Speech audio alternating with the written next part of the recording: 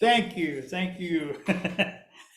Yeah, this is a sound we did not hear last week, which is the sound of us beginning our service. And so we welcome you today. We're glad that you are here, whether it is on Zoom or in person. And we hope that you will find some things of interest and of usefulness for you here.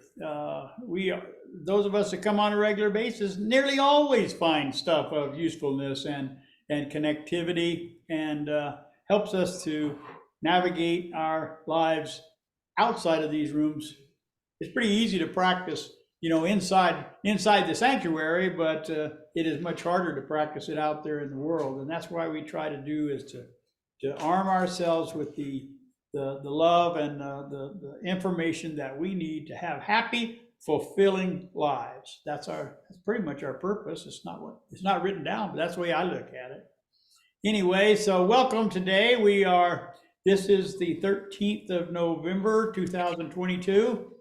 This is Fellowship of Spirit coming to you from Farmington, New Mexico. I'm Ron, and I will be your moderator today, Ron Holloway. So anyway, we have no new guests today here. We have none on Zoom.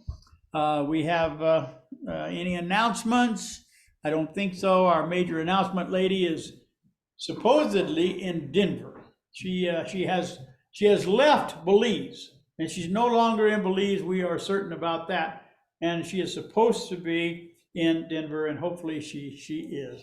And she will be here possibly next week. I don't know for sure, but she's on her way back from the Central America. So anyway, that's a good thing, huh? He's not in quite as exotic a place. He's stuck in Kayenta because they were wrestling a water heater out of a door last night, and they just stayed overnight. So I'll be doing his reading. Oh, I'm talking about Jerry. You're talking about Steve. Steve. Okay, so, okay.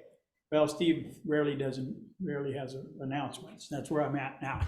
So, okay, that's great. Shay, last name? Johnson. I can hardly, I don't do last names all that well, and I'm having some trouble remembering Shay's last name. Maybe it's just because I just know her the way that she is. Anyway, Shay is going to be our musician today. Travis from Southern California is going to give our main message, and Jenny Jones is going to stand in for Steve Barker and do our spiritual reading. And in the meantime, so let's go ahead with our prelude. Shay Johnson, you know what, it says your last name right here. Yeah, so if I'd have just read, I would have known it. So she is going to do our prelude. Okay, I have a bit of a cold, but I can't breathe with the mask on, so I'm just going to take it off while we sing. Enter, rejoice, and come in. Enter, rejoice, and come in. Today will be a joyful day. Enter, rejoice, and come in. Open your ears to the song. Open your ears to the song. Today will be a joyful day. Enter, rejoice, and come in. Open your hearts, everyone. Open your hearts, everyone. Today will be a joyful day. Enter, rejoice, and come in. Don't be afraid of some change. Don't be afraid of some change. Today will be a joyful day. Enter, rejoice, and come in. Enter, rejoice, and come in.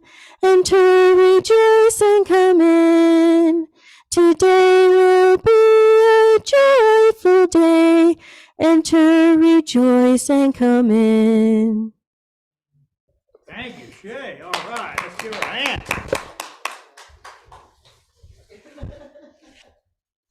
Absolutely beautiful. And she has a bad cold. Imagine what it would be like if she didn't have a bad cold. That was wonderful. Thank you, Shay. And, okay, does anyone want to offer an opening prayer? Father, Mother God, we thank you for this day. We thank you for this fellowship. We thank you for this opportunity to come together in fellowship and to learn more about love. Thank you for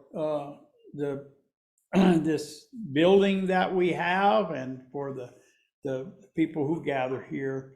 We ask for your guidance and your blessing for this day to help us to look at things in a good way and to accept into our heart that which is truth, which is love, which is you. Amen. All right. So I need to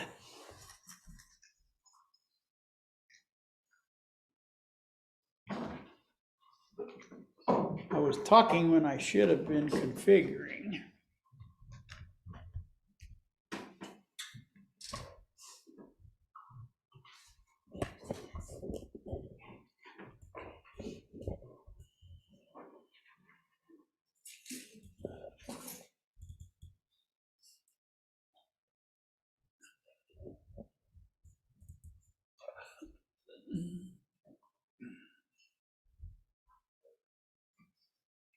Hi, Margaret. There she is. Okay, we're ready to go, Shay.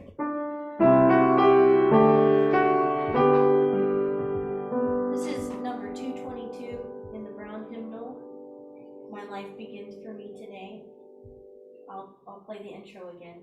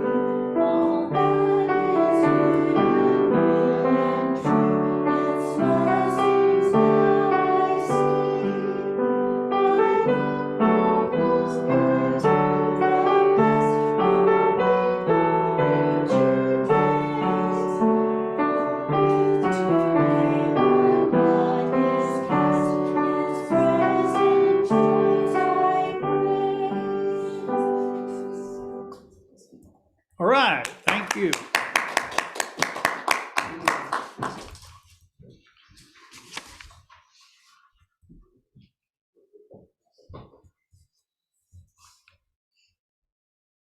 Okay, our reflective moment is love produces a flow of energy that I now feel. I love others more than ever, and I feel privileged to be here.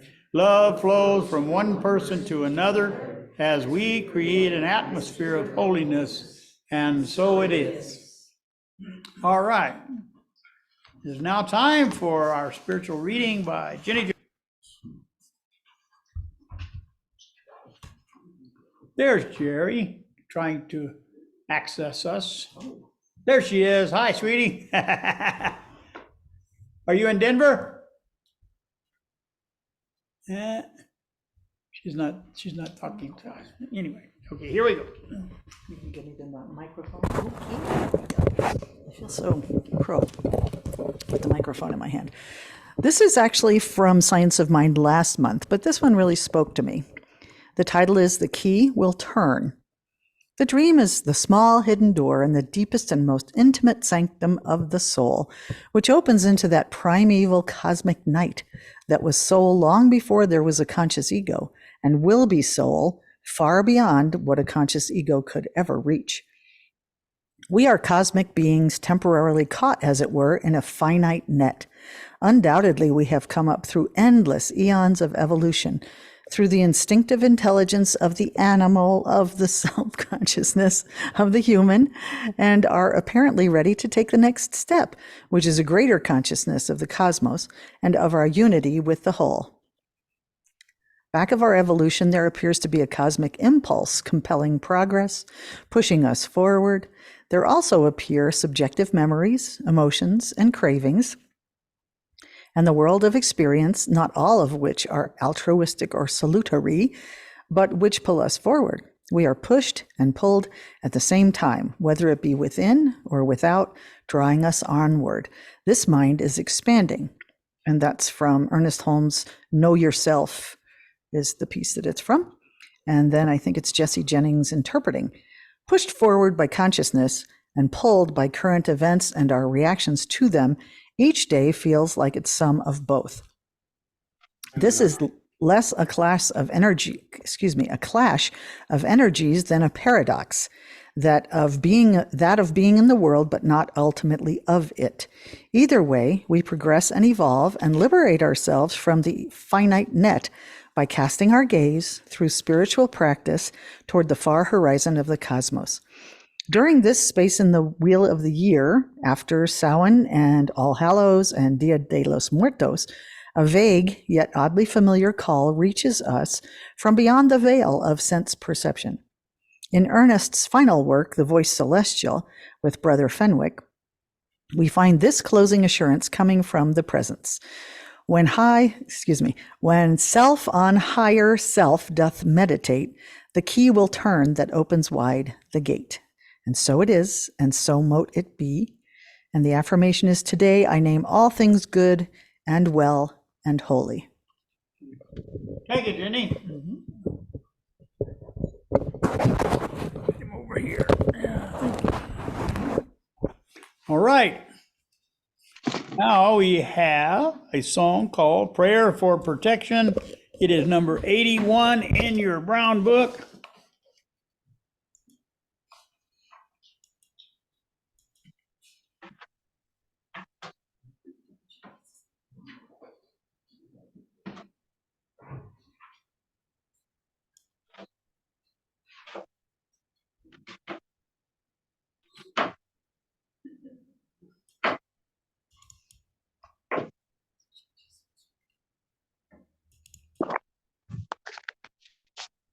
Here we go.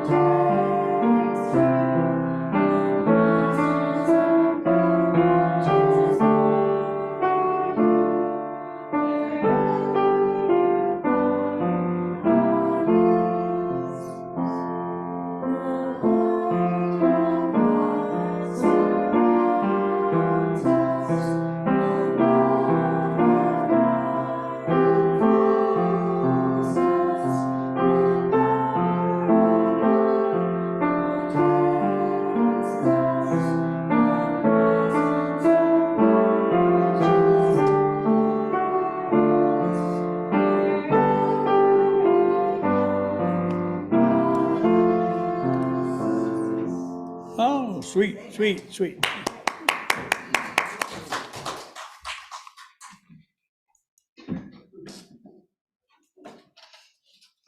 Okay. So today, Robert Travis, who likes to be known as Travis, is referred to as Travis, is our speaker today from Southern California. And he's been with us many times.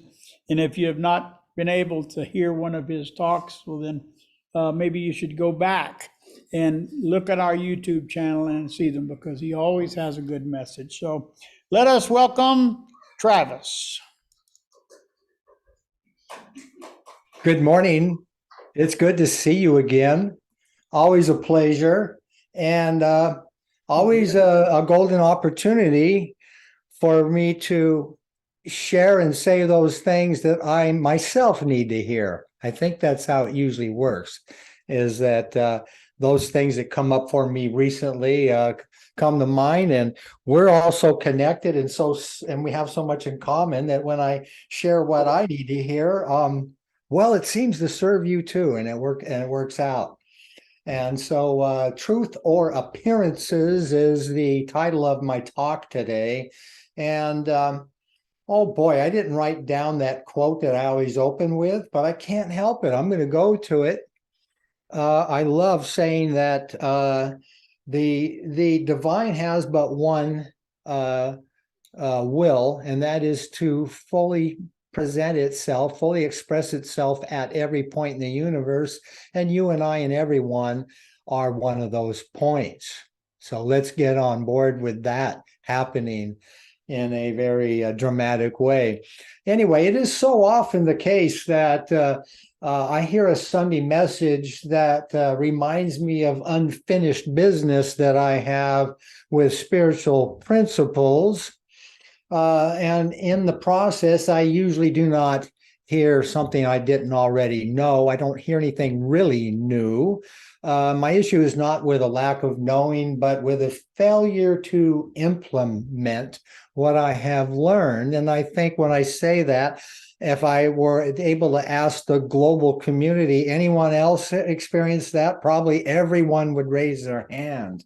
And what a world we would have if we all implemented what we have come to know, what we have learned.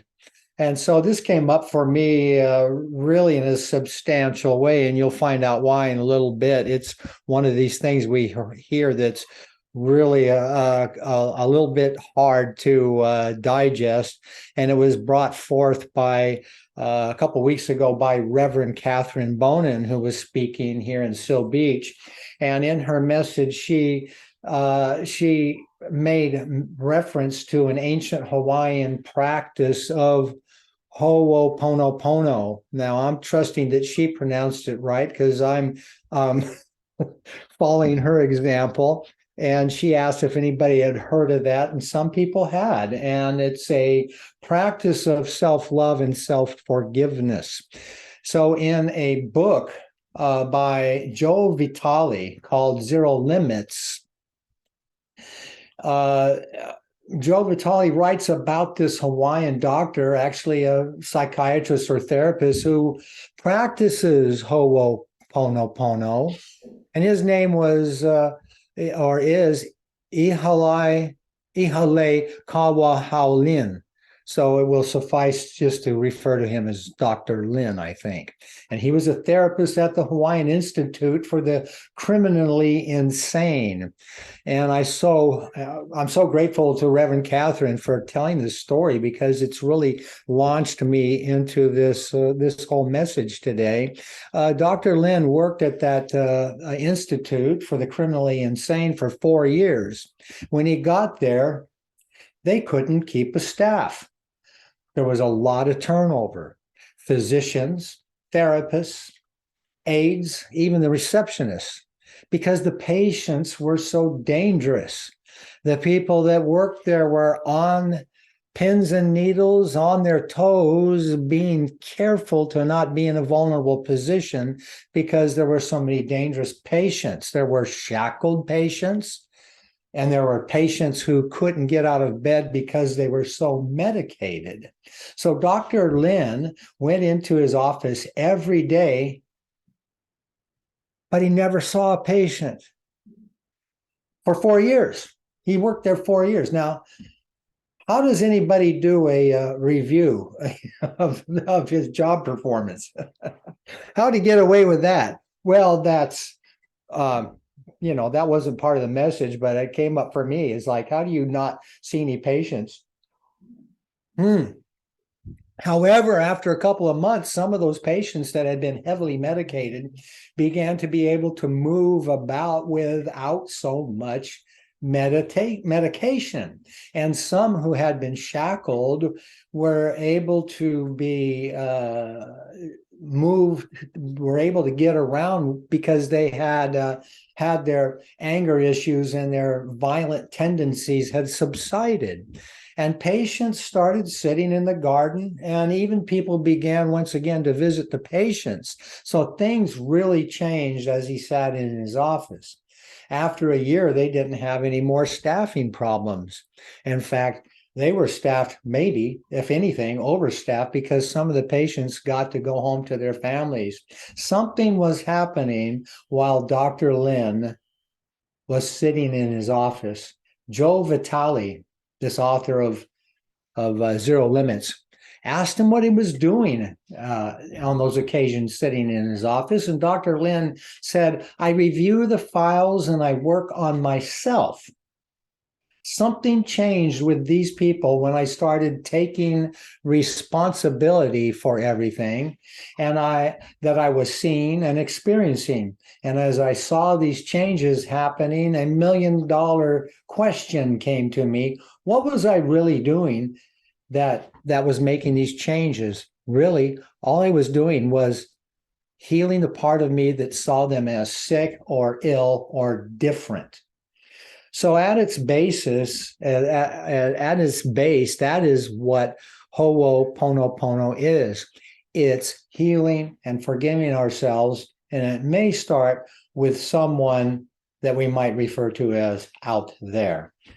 Joe Vitale says, when you take responsibility for everything in your life, literally everything, we recognize that we're responsible for creating it. And there it is. That's the tough pill to swallow. I think most of us have heard that at possibly a number of times. I have over the years. And while I understand the logic and the spiritual principle that comes with that, on which that's founded, it is really something that to think about seriously working with that idea. But if we are responsible for creating it, then we can be responsible for uncreating it. And that's the bright side. So then Reverend Catherine said, wait a minute, does this mean I'm responsible for terrorism, poverty, world hunger? And I think that's just really a strange thing for us to contemplate. And but those of us that have been in New Thought a long time would hesitate to deny that that's the case. Reverend Catherine pointed out that another thing that many of us have heard, and that is when things out there in our world, things in our life, in our daily affairs that are going on, upset us, bother us, hurt us, it indicates there is something for me to heal. And when this heals, that out there heals. Dr. Lin says that's because there's no out there out there. The world out there is a reflection of this inner world. Now, I've heard this sort of thing countless times, but haven't really fully looked into the staggering implications. And this whole message this morning is based on gives me the idea that maybe the time is here. I think the time is here now to really look into this. So Vitale asked Dr. Lin exactly what he was doing in his office. And Dr. Lin told him, I looked at pictures of patients and then I closed my eyes and said, I'm sorry. I love you, over and over again. And eventually the I'm sorry, I love you changed. I wasn't sorry for them. Of course, I loved them, but the focus shifted to me. I was sorry that I was seeing their pain, that I was seeing them as separate from me, that I was seeing them sick or insane. And then I realized that I had to love that part of me that sometimes felt separate or sick or insane. Steve, you need to mute yourself. So the point is, there's no out there. It's all an inside job. The bottom line is, if you see something that needs fixing, don't look out there, look inside and look with love. Well, oh my goodness, my head could fairly swim with all the implications, the flood of considerations. While this account of Dr. Lin is compelling, as is often the case, I am already acquainted with these concepts. We've made our acquaintance. It's familiar territory, though I haven't ventured far into it. And it's an amazing story. It's so incredible. It almost reminds me of the story that used to circulate decades ago about the 100th monkey, which is a great portrayal of something that actually is true, but it was revealed that that was actually a fairy tale or a myth. True, as far as that goes. Well, anyway, I share Reverend Catherine's reaction. Wait, I'm responsible for terrorism, poverty? Oh my goodness. Yeah, I can see how our teachings lead us to understand that. But one alternative way of being in the world is there, which is possible and practical for me to manage. What am I called upon to do? What are we called upon to do? Well, I kind of took a step a few days ago. It was a week ago Wednesday, when 6 days before the election, I was due to present a Heart of Peace meditation on Zoom and Facebook. And, it was supposed to be a Heart of Peace world healing meditation. But with all the conjecture about, the threat level and the potential for violence on election day and all of that, I decided to change the name of it to Election Week Peace Meditation. And in my opening commentary, I suggested that really there is not that much of value in election day coverage or that evening, because the lack of real final results and conclusions means that conjecture and portrayals of unfolding drama really is the evening's fare. And I've been through that many times. So I suggested that I may choose not to tune in on Tuesday evening election coverage at all, for the drama doesn't serve me not a bit. We have immersed ourselves in the drama of world affairs too much. And so at the same time, I was thinking, if I'm being at peace and anchored in the idea that no matter what is going on, God's truth is marching on, well, that's how I can much better serve myself and the world at the same time. So I did that. I turned on no news all the way from Monday Night Football until late Wednesday. And I enjoyed that. I could compare it because over the decades, I have sat through those election day evening programs many times, and I really did feel good about having forgone the election day drama. But going forward, I have some questions. To what extent do I need to turn my ears and my eyes away from the world's ills and issues so that I may be a center of that peace which I want to see in the world? Can I see my world in a way that I imagine that God sees the world? And what is that? I mean, I see war and poverty. I hear the disgusting vitriolic comments made by politicians and their minions. Does God see all of that? Now, it's been many decades since I was exposed to these ideas, but they were impactful, and I have remembered them somewhat. If I recall correctly, the Course of Miracles says that God sees but does not understand, or doesn't believe it. One of the two. They may be the same or close. that says to me that God doesn't have our judgments. And that's because God is the all in all, the eternal source that is the one truth and reality that is changeless.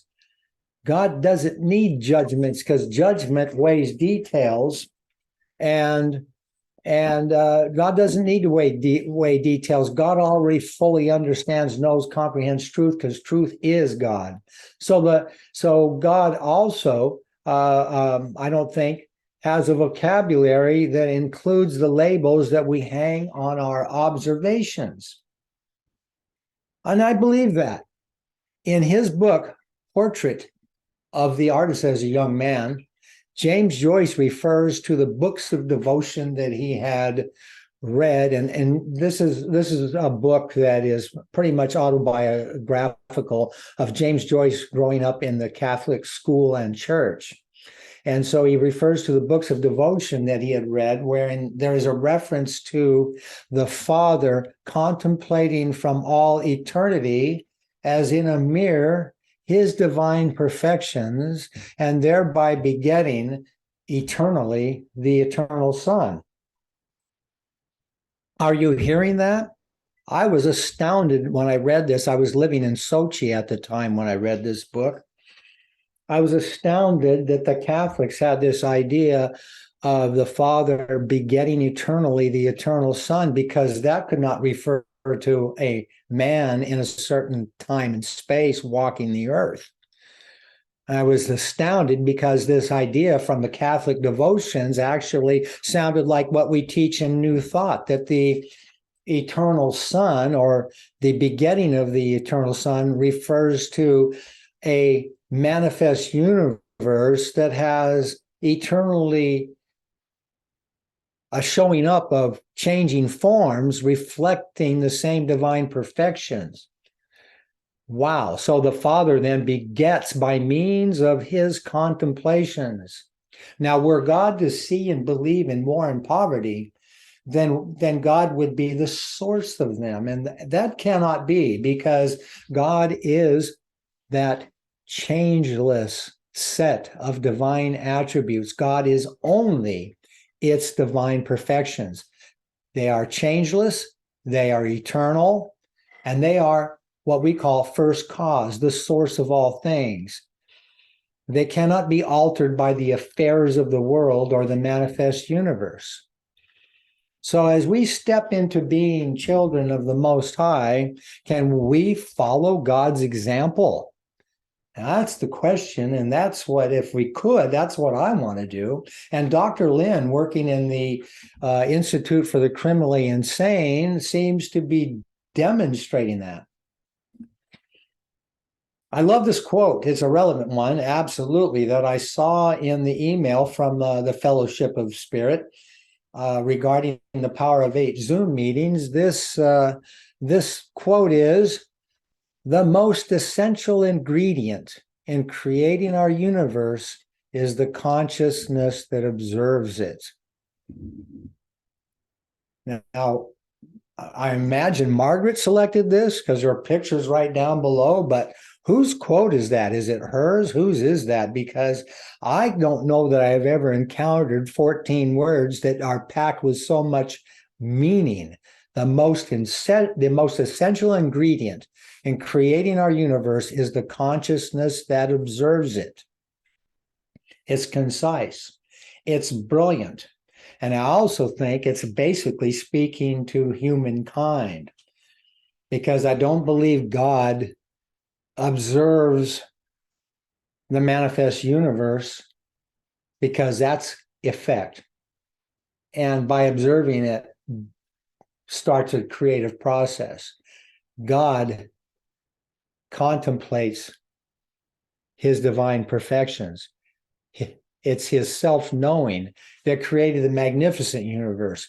It is our consciousness that observes it and comes up with labels that do not serve us in the long run. So this is full of wisdom. I have the benefit of having experienced this consciousness in action and through me. I may very well have shared this account before, but it is so relevant. I'm going to take the chance that you've heard it before. I was teaching in Krasnodar, and oh my God, those days were something. Everybody wanted classes on the weekends in Sochi and in Krasnodar, and they were like 12 hours apart by commuter trains. So I was teaching on Friday nights and Saturday mornings in Krasnodar, which is east of the Black Sea, kind of a gateway to that bridge that the Ukrainians sabotaged that goes to Crimea.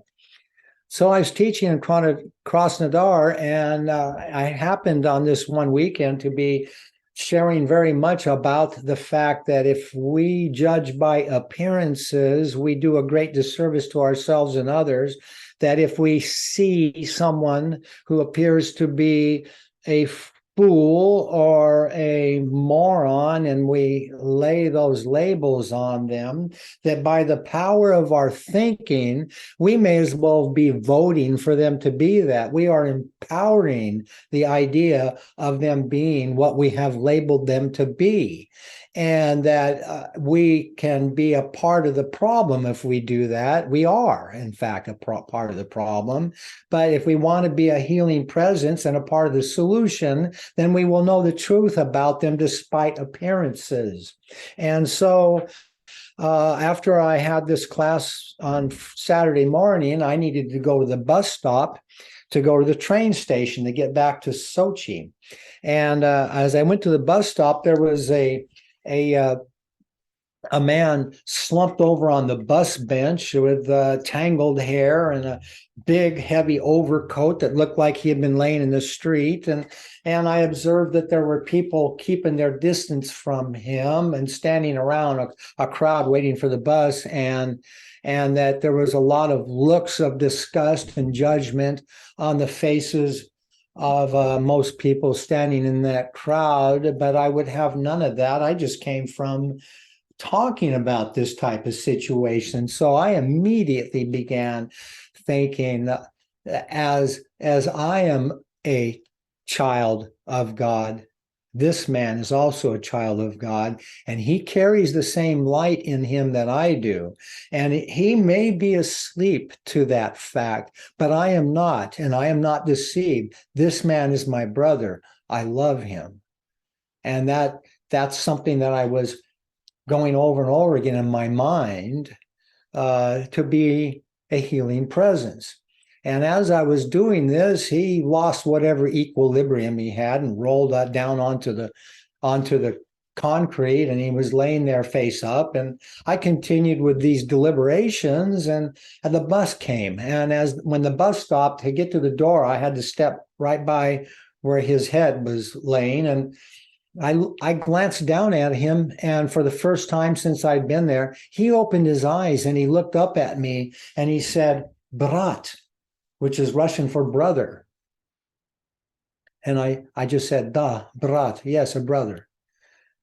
So the consciousness, my consciousness, observing the universe right there where he was and seeing rightly this expression of life, had an impact where he was. This is the power of truth. This is how to be a part of the solution. It seems that it is not what is presented to our eyes and ears, because what confronted my senses was the same for me as it was for everybody else. But it is rather how we process it is the question. How do we behold that which confronts us? And when I wrote this word "behold," I was thinking it may, have more meaning than the word "see." What do we see and hear? So I looked it up in the dictionary, and it just said to gaze or look upon. And well, that doesn't do anything for me. But the word "behold" is from Old English and Middle English words that mean to possess, hold, observe. And observe has more meaning. It's like when you observe something, you have an intention to come to some conclusions that you may hold on to, that you may take with you as if you possess them? What do we hold and take away like something we choose to possess as meaning, as labels?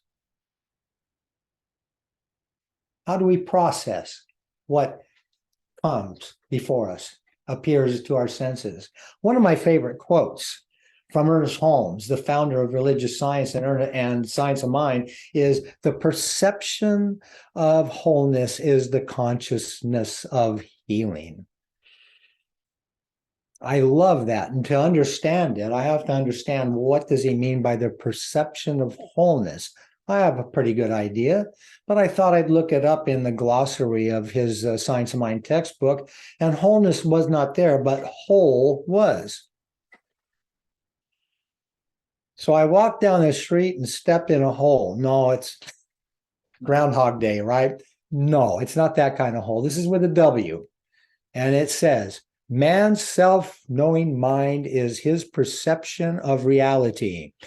It is his unity with the whole. By the way, that reality is with a capital R. That's indicating the reality that exists behind our labels, beyond our judgments and our names and labels. There's the reality as it is, and then there's our perceptions, or how we process that which confronts us as images. Our perception of reality, it is his unity with the whole, or God, on the conscious side of life, and is an absolute guarantee that he is a center of God consciousness in the vast whole.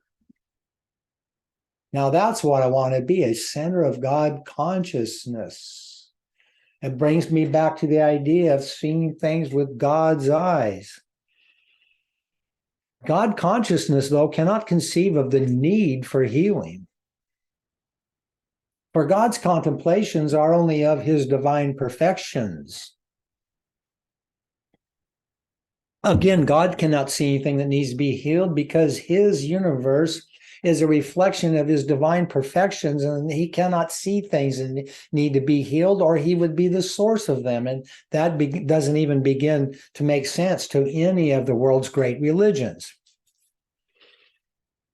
So what is this idea about perception of wholeness as the consciousness of healing? The perception of wholeness may lead us away from perceiving the things that we think need to be healed. This is a high-minded view of healing, which I've encountered in my Tuesday night healing classes, and with many other people. Many or most of all of my colleagues here, the fellow practitioners, are well aware that the ultimate perception of our clients is that there is an inherent perfection, an underlying completeness and wholeness about each person, such that there's nothing to be healed, only their perfection to be revealed.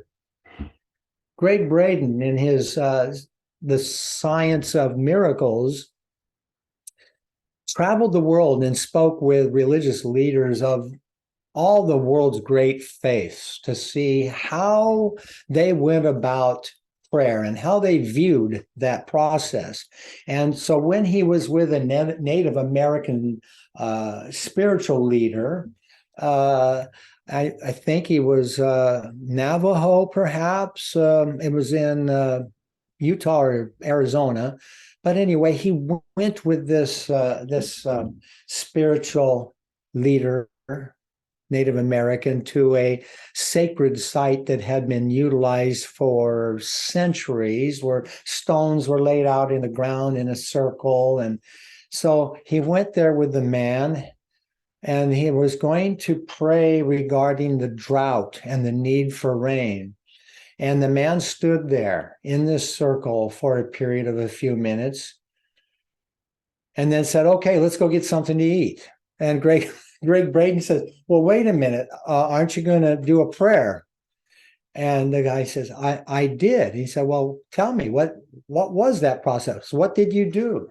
And he was told, "I stood here and I smelled the smell that you smell when there's rain, and I felt myself being cooled by a drenching downpour, and I felt my feet in the wet mud, and everything that means rain was real to me, and I relished in it and I embraced it.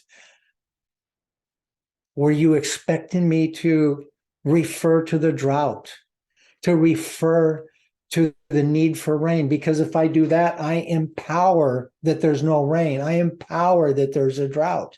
And I'm not going to do that. My prayer isn't about that. My prayer is about embracing that which I wish to be in my world. So what are we going to do? Are we to abandon those parts of our vocabulary that are involved in negative judgments of situations, of others, no matter what is going on or what others are doing? For example, if I see the drug dealing gang members closely associated with Mexican drug cartels who are wreaking havoc in and terrorizing their neighborhoods, can I deal with their presence effectively by saying, for instance, I'm sorry, I love you. I'm sorry for seeing you as a drug dealer, as a creep. I'm sorry, I love you. How quickly can that work? And is that a form of prayer that can affect those who are not receptive to prayer? Because this is another part of our teaching, and it is that effective prayer very much involves people being receptive to truth, to hearing the truth about themselves or others. So I don't know. I don't know what the answer to that. That's a question for all of us, perhaps. But in the interim, don't they need to be apprehended and jailed? And also, how am I to assume the role of a boot on the ground as an advocate for peace on earth what is my motivation unless it's that I see that there's war, that I see that there is a lack of peace? Don't I need to see that if I'm going to be an advocate for peace? So what am I?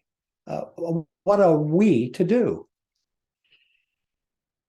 Now, this is a very interesting question about that deals with the way that I choose to be in the world. Let's go back to Dr. Lynn's I'm sorry, I love you. I am seeing the practical and staggering application, although it doesn't always have to include I'm sorry. Like, for instance, when I saw the man in Krasnodar on the bus bench, I spent the least amount of time acknowledging his presence in the way that the other people were. I immediately moved into our connection, our unity, our brotherhood, our being centers of love, me not being deceived by appearances. So when we can do that, we delete the need for forgiveness and saying, I'm sorry. It comes up sometimes, but it's not all the time. And that's what's nice about getting in the practice of seeing with God's eyes, that we avoid generating the need for forgiveness and being sorry. But I have plenty of opportunities to be sorry. I saw the ISIS fighters. I wanted them stricken down. I thought they were the scum of the earth. I see Vladimir Putin. Well, that's how Russians say it. Did you recognize the name Vladimir Putin? Vladimir Putin. I have had labels for him and wished him a debilitating stroke. 9/11 comes up for me. Now, I actually went to the chapel when I was working at Memorial Hospital and prayed not only for the victims and their families, but I also prayed for the perpetrators who were misled into thinking this was something to do, and were misled into thinking that they would have great rewards in heaven for their deeds. I prayed for them. On the other hand, I have seen politicians saying the things that disgusted me, and I vilified them, saw them as jackasses and morons. So now it's time for me to say, I'm sorry, I see you as a jackass. I'm sorry I labeled you a moron. I'm sorry, I love you. Could I step across the centuries? Step in for the Salem authority that selected and identified women that needed to burn because they were witches and say, I'm sorry, I saw you as an evil sorceress. I love you.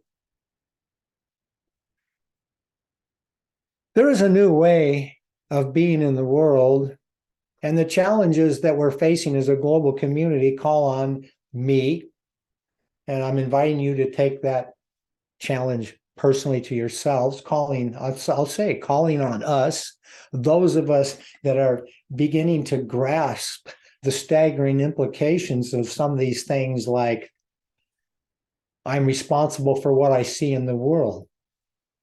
Your responsibility lies in how I process what confronts me. See with God's eyes, delete the vocabulary that I have that God doesn't have. See only love and wisdom and balance and joy. So what are we to do? This is a question for each person. I'm going to carry on as best I can and be a healing presence and be love. And I wish you all joy and peace in believing. Thank you. Thank you. I guess that sort of brings to home, if we claim to be a new thought organization and fellowship, that we should probably try to have new thoughts about things. It gets as simple as that, doesn't it? Oh yes, Yeah. yes, a new approach, a new way of being. That's a great speech. All about life. I should treat people. Who's speaking? Oh, I have a friend here that was sitting in. I didn't So see it on my screen. lean over here and show, this is my friend Dave. Oh. Hi, Hi, Dave. hi. Good speech. Loved it. All about life. It was good. Can you ask him to tell us who that woman is behind him? What's Emma Curtis? Susan B. Anthony. Oh, it's Emma Curtis Hopkins. Oh, She says, I am seeking my good, and my good is my God, because it draws and pushes and moves me on. so say her name again, Hopkins? Emma Curtis Hopkins, she was known as the teacher of teachers. The Fillmores studied with her, who founded Unity, and other icons of the New Thought movement way early on in the 1800s studied with her. I think Ernest Holmes was one of her last students. Ah, okay. All right, that's great. Thank you. That's good. Now, does anyone have anything that they would like to say to Travis or ask him or anything? If you are. Come on, say something, Susan. I love you. It's good to see you. You know I want to talk to you, Travis. So incredible, and I just love you to pieces. Well, I knew about That piece has got to do with wholeness. Usually more divisive. Than many pieces. Depends on how we say pieces too. P-E-A-S or C-E or P-I-E. Anyway, no, I knew about Hugh Lin years and years ago, and Ho'oponopono is so powerful. I know that, and I had forgotten so much, and I guess that's why I keep coming on, because the messages that you and the others give keep me, focused. And, we had some stuff going on yesterday that brought some conflict and discomfort. And I really appreciated what you had to say, because it changed my whole perception and addressed what I needed to hear so that I could feel more at ease. And hopefully I'll be able to tell the other people that were involved in it so that they too can feel the same peace. So thank you so much once again. And it's So good to see you, dear, after so many years. It's just so good, always. Oh, And you yeah, know that. I really need to come down there again. Oh, yeah, well, let me tell you, life down here is a lot different, a lot different. Oh, I know. Oh, different from when I was there. Yeah. Oh, God, I remember going to the party in the jungle. Oh, it was so cool. Yeah, loved it. Anyway, thank you. It's good to see you again. I missed you last time. Yeah. All right.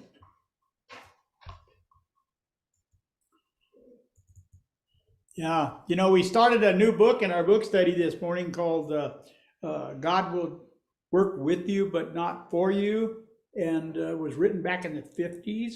But as often happens, the things that we study in the morning are often come up in the message, and they even talked about the witches and how things were out of balance and taking responsibility for our own stuff. It was written by Lau Russell, is that correct? Lau Russell, do you know of Lau Russell?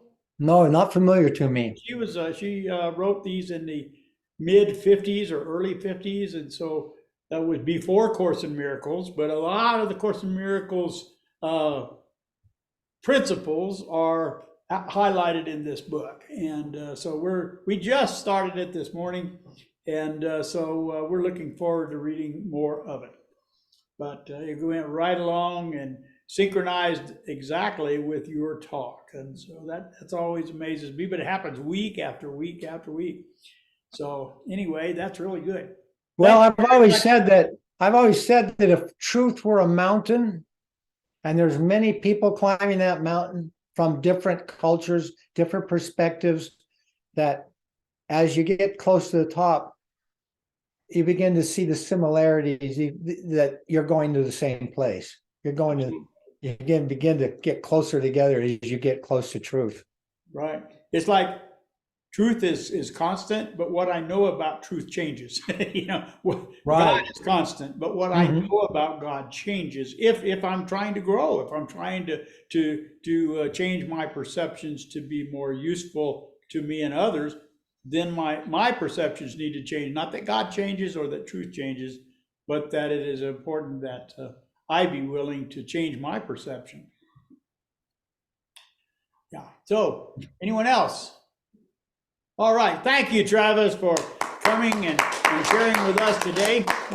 It was more than 30 minutes. You did really good. It was? Oh, yes. Oh, yeah. You were almost an hour. So anyway. No. No, we started, well, we haven't changed that clock, but, no, but anyway, it was, we started at 10 and it's now 11. So, yeah, so it's really good. So you had about 45 minutes worth, and that's just perfect. That's just perfect. Well, I'll tell you what, I took all the time I needed to serve myself, and I was just bringing you along for the ride. There you go. Well, we appreciate that. We appreciate you allowing us inside the circle of your ego. Thank you very much. That was a good ride. Okay, our service is starting next door, I know. and so I'm gonna sign off. Thanks for this opportunity again. I'll see you soon. All right. Thanks a lot, Travis. Bye-bye. Have a good week. Okay. So now we have another song. And that song is Sweep Over My Soul. It is number 145 in the Brown Book. One moment.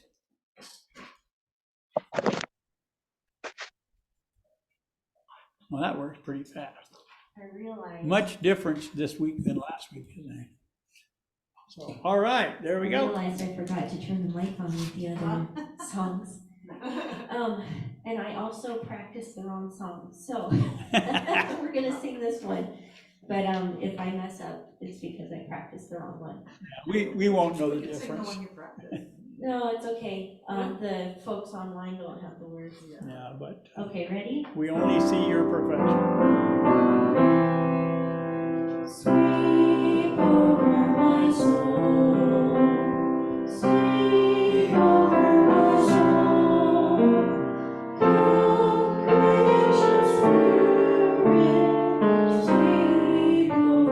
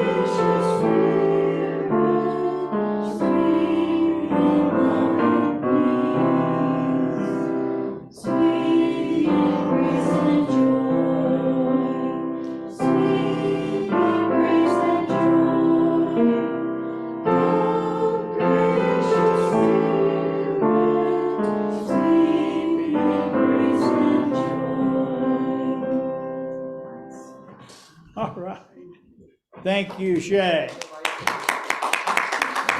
And thank you for doing our music today. That was our last song, so it was really good, really good. Thank you. So would someone pass the basket? Don, would you like to do, or how's your leg? Would it be okay? We'll find out. Okay. We will be patient as we make your way over. Were you able to get hooked up to Zoom? I didn't get there on time again. Oh, no. She was trying to hook up to you and she started off at 6 o'clock and she says, well, nobody's here. It doesn't work. So that's what I had to tell you. She took the notice from the Course in Miracle one, which starts at 6. And so she did, and she never, so. Yeah. Maybe that's, but it starts exactly on time, 6:30. Yeah, if you'll get there at 6:30 or maybe a couple of minutes after, it'll be okay, because sometimes in her busy life, she's able to only start it right on time rather than 15 minutes earlier or something. So it, it's, just be patient and wait. Trust the process, it'll work. Okay, so put over our heart that which we intend to contribute and repeat after me. Divine love flowing through me blesses and multiplies all that I have, all that I give, and all that I receive through infinity. I am prosperous. All right.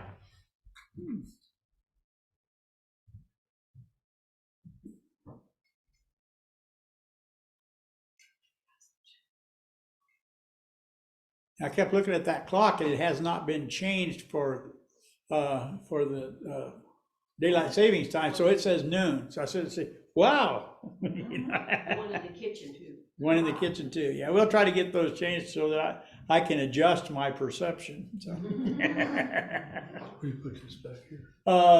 I think, yeah, because Sue's not here. Did put it underneath of the podium here. It'd be fine. Thank you, Dawn. Dawn had a knee or a hip? All three. He had a knee and a hip replacement this summer and or this year, and so he's still recovering from that. We're really glad to have him back, but you're not in as much pain as you were, are you, Don? Oh, no. No, so all right. He was having a lot of discomfort, and that has improved, and his mobility continues to improve, doesn't it? Balance is all out of whack. Right. I understand balance being out of whack. I had a knee too. You had a knee too? Yeah, and so Neva's had Family that knees together. that knees together. I have me too. It's fun. I have me too. New knee. Well, that's the nature of our congregation. We are aging and wearing out. Our No, parts that's are needing replaced. Cancel, We're not gonna put that in our vocabulary. cancel. Yeah. No, we're evolving. You're gonna cancel the cancel? No, we're gonna cancel. All right. Yeah. Well, thank you for your instruction. We appreciate it. We're evolving. Right. Right. So, okay. So this glad time of friendship and devotion is about to come to an end. Is there any other announcements? Jerry, do you have any announcements? She is here.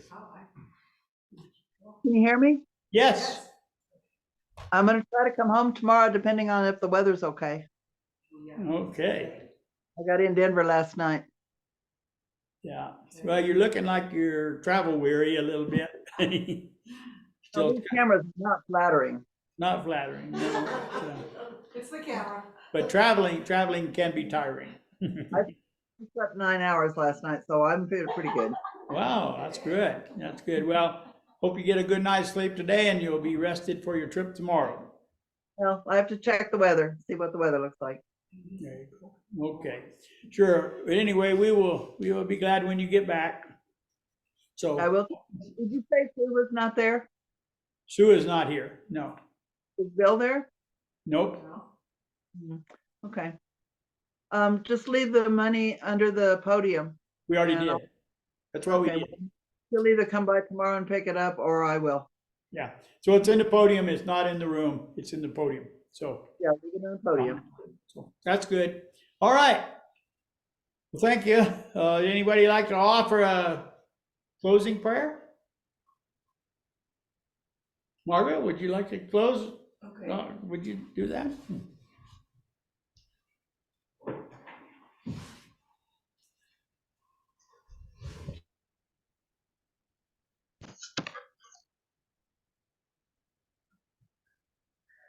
Thank you, God, for the reminder that we, as we see the beauty in ourselves and in others, we can heal. And when that happens, wonderful things occur. Thank you for the wonderful technique of Ho'oponopono. In the spirit of Christ consciousness, amen. Thank you, Mark. Now, did you recognize the reference that he made to the words? And who wrote that? Did you write that, or I don't think so. I don't know where he got that. you don't know where he got it? I had not seen it on anything unless. I did. Sometimes I forget. Well, maybe he was referring to the mail out that he gets from Chris. You know, it says a whole lot of stuff on that mail out that we don't give at the act because we don't have any graphics at our, when we're what? No, I don't. I can't. It would be on an email somewhere, but I couldn't tell you which one. Right, it would be on the email that probably Chris sends out. The notice of his. Yeah, and it would be on the Power of 8 one, I'm sure, because she sends out a notice for all of our sessions. Of course, I have a America. question. I have a question. Yeah. I'm planning on December's slate of events, and Christmas Day is on a Sunday. Are we going to have service on Christmas Day? You don't have to decide today, but we need to think about it. We do need to think about it. Yeah. I know people with families in town probably won't come, and people who are out of town won't come. So just need to get some feedback on who's planning on being in town and if I need to get a speaker or not. So Right. Well, we'll think about that, and we don't have to decide this moment, but we do need to decide sometime so that we can give people a timely notice so that they can show up or not. So, okay. Thanks a lot for everyone. Thank you for your benediction. And I think it is now time to circle up and close her down. Our Course in Miracles meetings is at 6 o'clock on Wednesday evenings, led by Susan Barnes. Our Power of 8 is on Thursdays and is at 6:30 and is led by Margaret Cheesebro. Our book study is at 8:45 on Sunday mornings and is led by no one. And then, of course, our church is at 10 o'clock on Sunday mornings. So we're including you in on us with us, Jerry.